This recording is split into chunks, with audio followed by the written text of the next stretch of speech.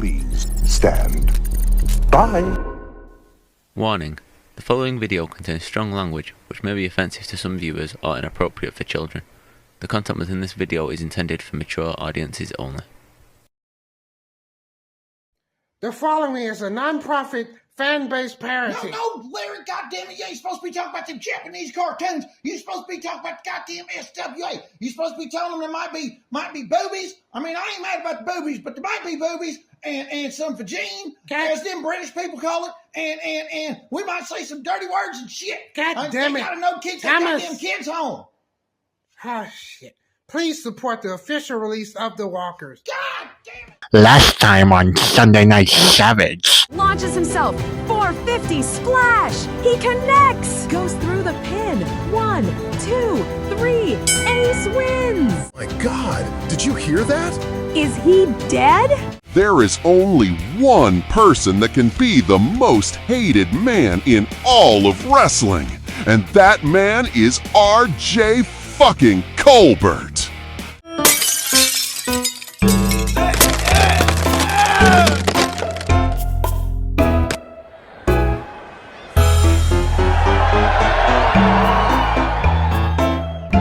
Winner and new 24/7 Waffle House champion, TMX. Hooray! I'm asking you plain and simple. What are you going to do about it? It's me. It's time to bring a little bit of order to TMX. I need a favor. Why don't you try beating the big dog first? Time for me to say goodbye. Far this business has evolved without you. You're not a legend. You're a joke. Oh my God! No way! The founder of SWA, Rick Air, is back. Swagger and Air reunited one last time.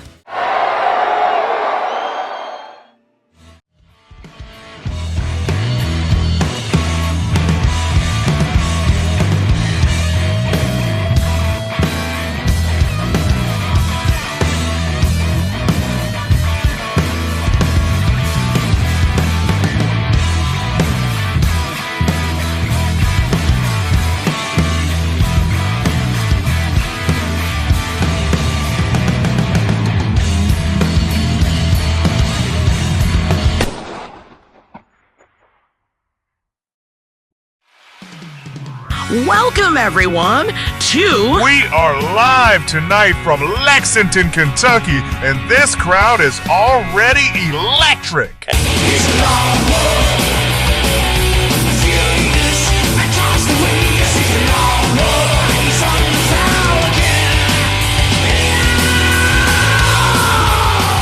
No, cut the music. I'm not waiting another second. Last week was an absolute joke, a disgrace. I was punished for something I didn't even do. Oh, Havoc has no respect for the legends. Havoc doesn't appreciate those who came before her. You're right about one thing. I don't respect Ralph Swagger. And you want to know why? Because he never did a damn thing for me. But what really crossed the line was bringing back the biggest asshole this company has ever seen, Rick Air. That match wasn't fair. It wasn't justified. And it sure as hell wasn't.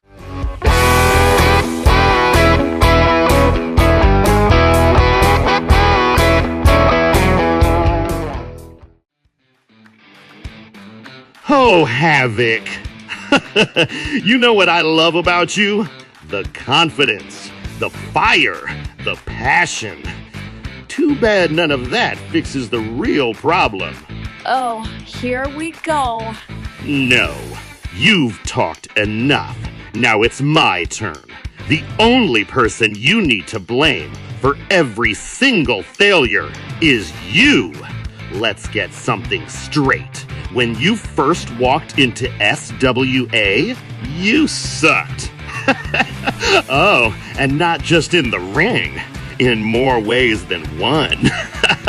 The only reason you're even standing there today is because someone actually took the time to mold you, to shape you, under Wilson's fist.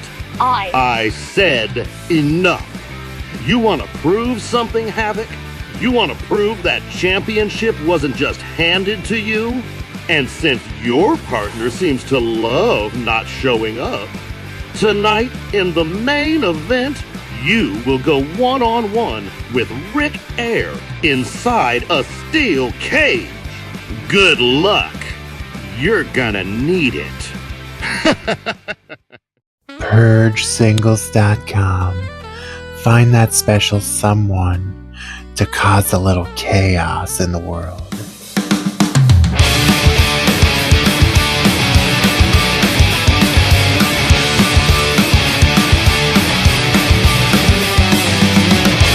Ladies and gentlemen, welcome back to SWA Sunday Night Savage. What an incredible night we've had so far here live in Lexington. And it's only getting hotter, Jen. You can feel it in the air. Something's about to explode out here tonight. Before the break, we witnessed yet another heated confrontation involving General Manager Diamond Dave and Havoc. And I'll say it again, there has to be respect for the foundation of this business, the legends, the pioneers, those who paved the way. Oh, here we go. Jen, you say respect, I say power trip. Diamond Dave has been riding Havoc harder than a rental car with no insurance. At some point, enough is enough. That's a very colorful way of putting it, Paul, but... Colorful? I'm just getting started. Havoc shows up, does her job, and gets treated like she's late on rent every single week. Meanwhile, Diamond Dave's out here acting like he wrote the rule book and probably forgot where he put it. Or maybe, just maybe, he remembers the rules better than anyone else, including Havoc. There's a level of professionalism expected here in SWA. Professionalism?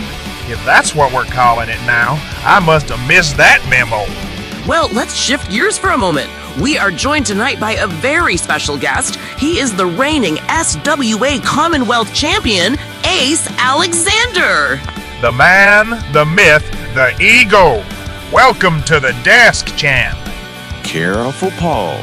That ego you talking about, it's backed up by results. Ace, we're glad to have you out here. Let me ask you, what's your take on everything going on between Havoc and Diamond Dave? Honestly, that situation, it's not for me to speak on. That's their business. But what is my business is respect. And I know a thing or two about being disrespected. See, last week, Glenn Sexton had a lot to say, talking about being the greatest of all time, the best champion this company has ever seen. Yeah, he does love the sound of his own voice. Here's the thing. When you hold this title, you don't need to tell people you the best. They already know.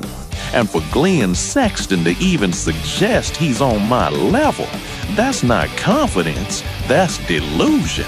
Strong words from the Commonwealth Champion. So I figured, why not come out here, get a front row seat, and watch Glenn Sexton's so-called greatness up close, see if he can actually back it up.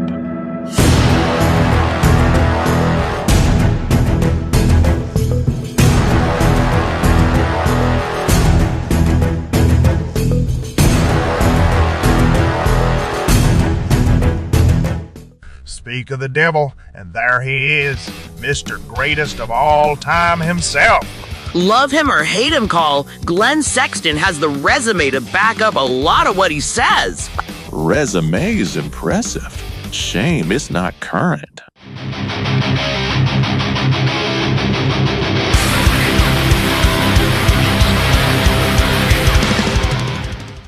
And here comes his opponent, Blackheart. You can feel the shift in the atmosphere every time this individual steps into the arena. Yeah, this one's not about talk, it's about impact. Blackheart's got that look tonight. Good. Maybe he'll push Glenn hard enough to expose something. Glenn Sexton has entered the ring. Blackheart slides in under the ropes. He's not taking his eyes off Sexton.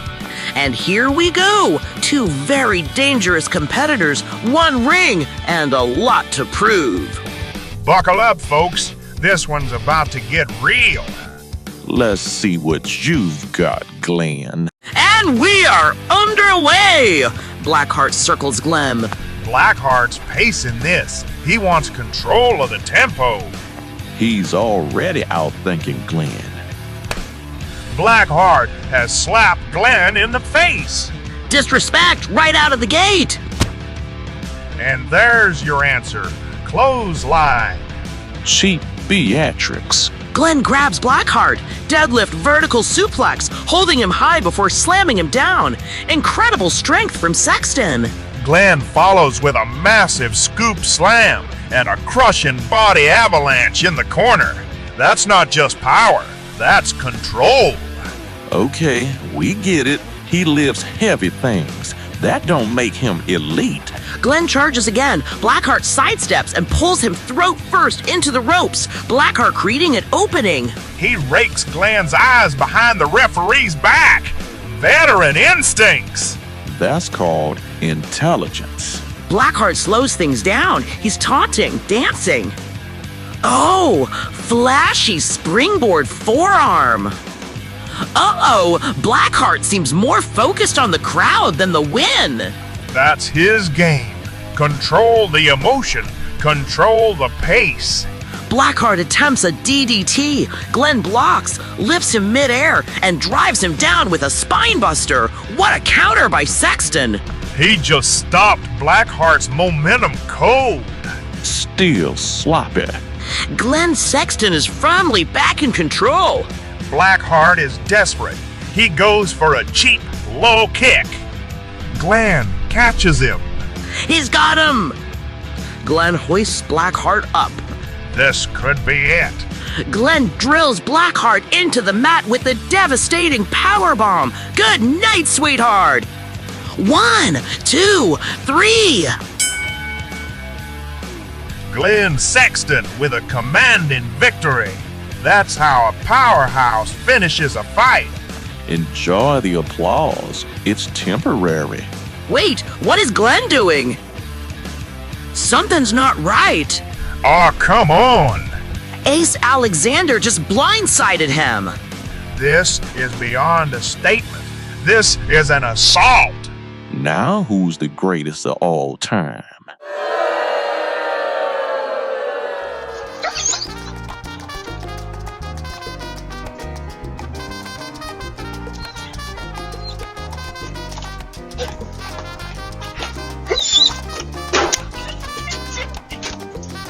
Here. I love Texas. Texas. We love Texas. Out.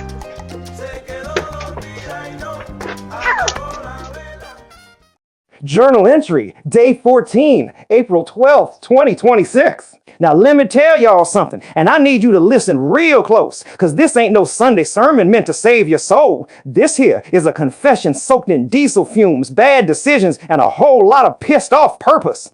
After I walked out of that general manager's office, and I use the word office loosely, because it felt more like a daycare for idiots who don't know how to handle real problems. I made a call, not to the heavens. Nah, God don't pick up when I dial no more. I called the man who does answer, my brother from another mother, Trucker Phil.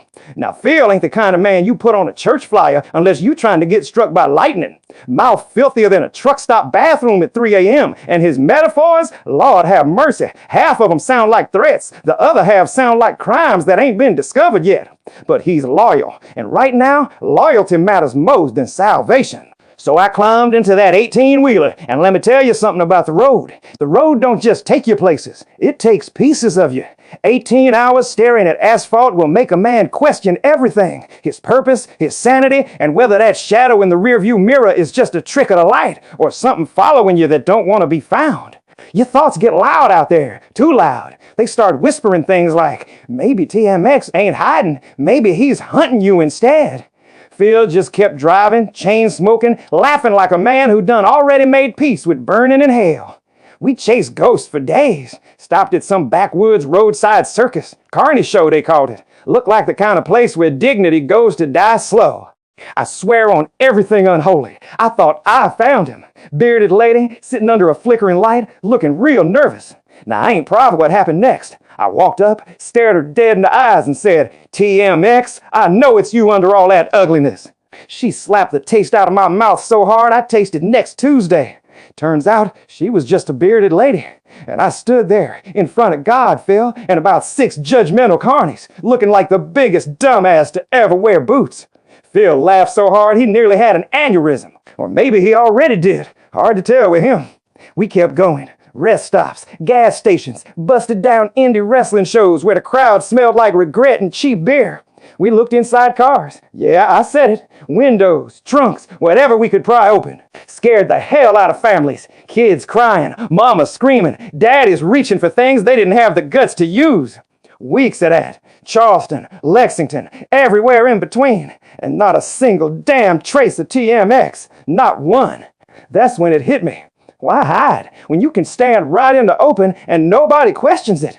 TMX didn't run. He leveled up. Became that sorry excuse of a 24/7 Waffle House champion. So we rolled into Lexington. Outskirts, quiet little spot. Waffle House sitting there like a beacon of bad decisions and worse coffee. Phil pulled that rig into the lot and I felt it. That weight, all them miles, all them failures, all that rage building up like a storm that ain't got nowhere left to go. 'Cause if he wasn't in there, I'd have to start over. Another week, another excuse, another delay from getting what I deserve, my title shot.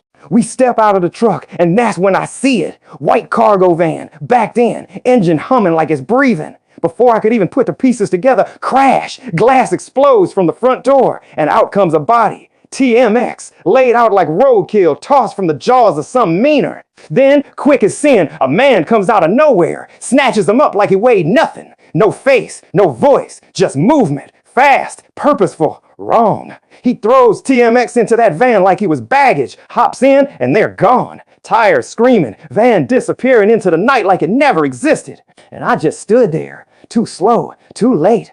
Then I see it. A man standing in the doorway, dressed like a Waffle House waitress. One hand holding a plate of blue waffles, the other holding a coffee pot like it's sacred. Rock star. And he's yelling, "Wait, you forgot your blue waffles!" Like that was the tragedy. Like that was what mattered. Now, I've seen a lot of things in my time. Things that don't make sense. Things that ain't right. But this ain't just TMX ducking me no more. Nah, this feels different, feels bigger, feels darker, like something got his hands on him, and it ain't letting go. And for the first time since this hunt began, I ain't thinking about beating TMX. I'm thinking about what's left of him when I finally find him. And whoever or whatever took him, they just made this real personal. Real damn personal. This is Glenda, here for the casting couch auditions. Just don't come in my hair or in my...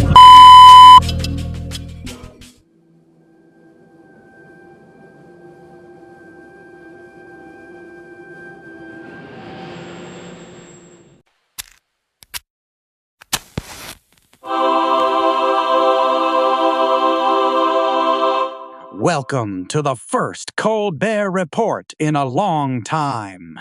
Tonight, we have a guest, but before we do, let me address what happened last show between Garrison and myself.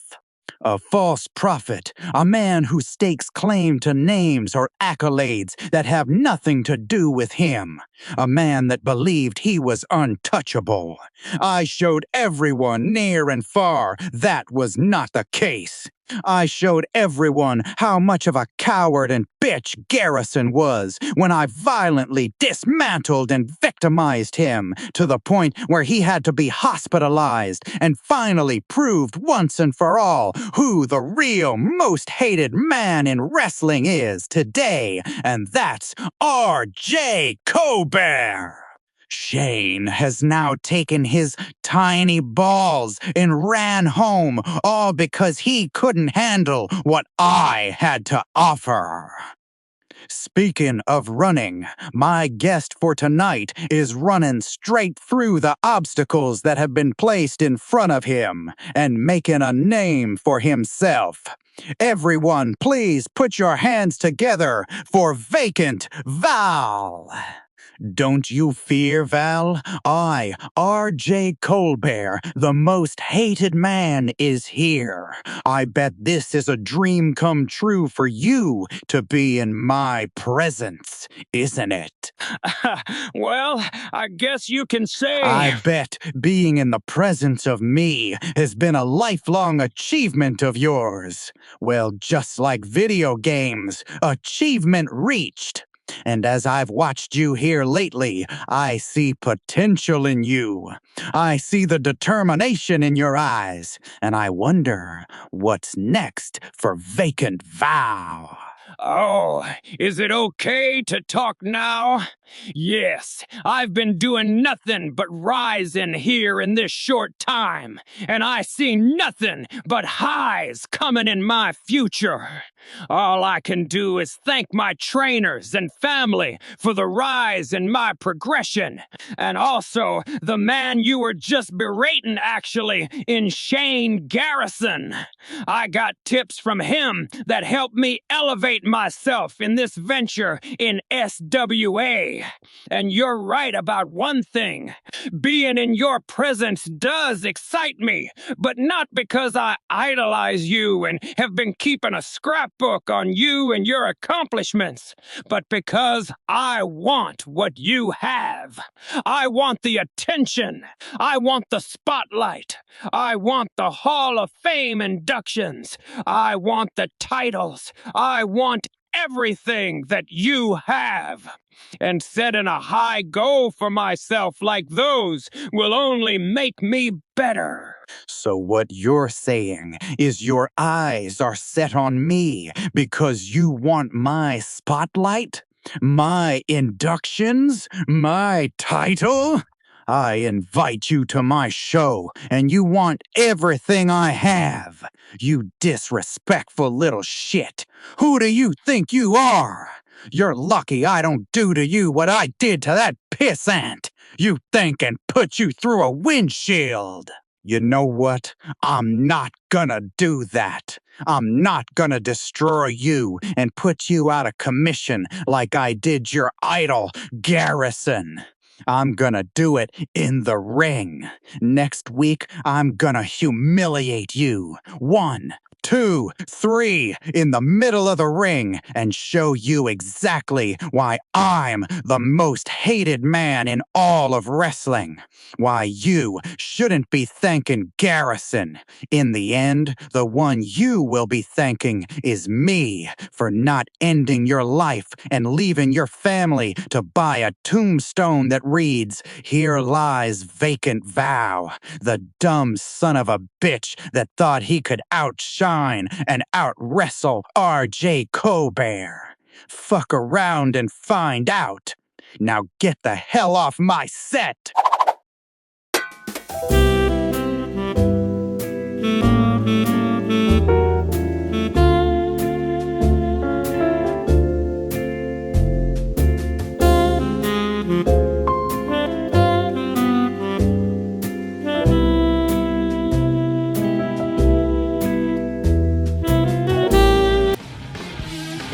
And what I'm saying is, if you want opportunity, you've got to take it, not sit about waiting like it's tea time at half. Now hold on there, partner. Hate to cut in on a good sermon. Well, I'll be. Dave. Good to see you, brother. Y'all mind giving us just a minute here? Appreciate it kindly. Man, I tell you what, it is real good seeing you. Been a long, long time. Never thought we'd be standing in the same hallway again, working side by side, trying to change the whole game of this social media entertainment world. Aye, it has been far too long. And I've missed it, Dave. Missed this. Missed you, mate. You remember Birmingham? Oh, now don't you go bringing that up. Course I remember Birmingham. Ain't nobody forgetting that night. Absolute madness, but brilliant. Speaking of madness, I wanted to ask you something, Dave. Purely out of respect, mind you. Friend to friend. What's going on with this Havoc situation? And Rick Air, why allow him back? Now, DJB, you know I got nothing but respect for you. Always have. But some things, they ain't meant for everybody's ears. What I will say is this. I didn't make that call by accident. I don't do anything without a reason.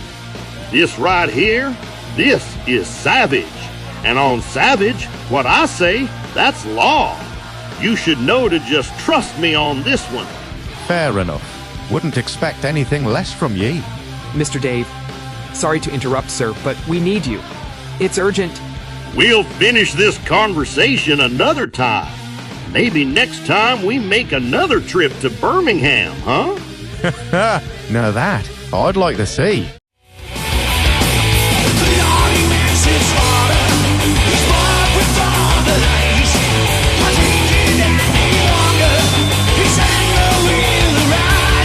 This gal doesn't just walk into danger, she flips into it.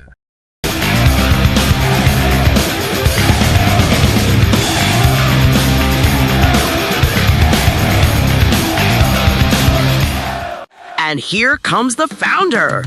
Every move Rick Air makes is deliberate. Yeah, and painful. Rick immediately shoots for a takedown. Havoc flips out, lands on a seat. Dropkick sends Rick into the cage.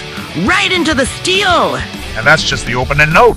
Havoc hits the ropes, springboard crossbody. Rick rolls through, grabs Havoc's arm. Armbar transition into a grounded submission. That's where Rick thrives. He's isolating the limb. Havoc struggles, rolls, flips, uses momentum, breaks free, kips up. You don't see that every day against a guy like Rick.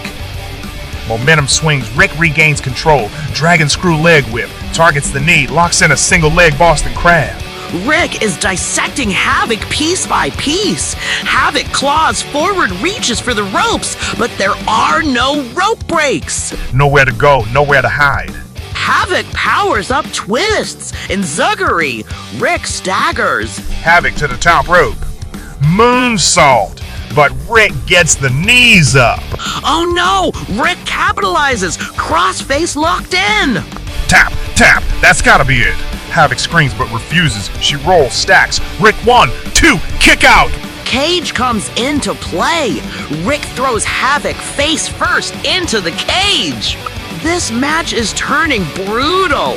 Rick climbs the cage halfway, looking to escape. Havoc springs up, leaps onto the cage. Super Hurricane Rana from mid-cage. Are you kidding me? That's the risk Havoc takes, and it just paid off. Havoc crawls to cover. 1, 2, kick out.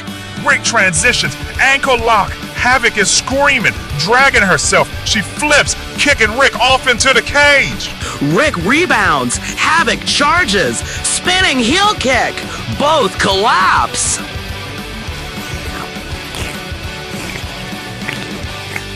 Wait a minute. What is this? Oh, come on. Not like this. Swagger just stopped that from getting into the ring. Rick Air slowly rises. He seems dazed. Rick's trying to capitalize on the open cage door. Outside the ring, Ralph spears Grant, knocking him into the cage door. The door slams shut into Rick Air's head. Oh my god, he just got his skull crushed between steel. Havoc drapes an arm. 1, 2, 3. I don't even know what to say. Havoc just survived a war. Survived? She got handed the win on a silver platter thanks to that chaos. Ralph, Swagger, and Grant are now brawling wildly. Punches are flying. Security is rushing down. Grant tackles Ralph into the barricade. Ralph fires back, both men tearing into each other. Medics have arrived to check on Air. This is completely out of control. This ain't over, not by a long shot.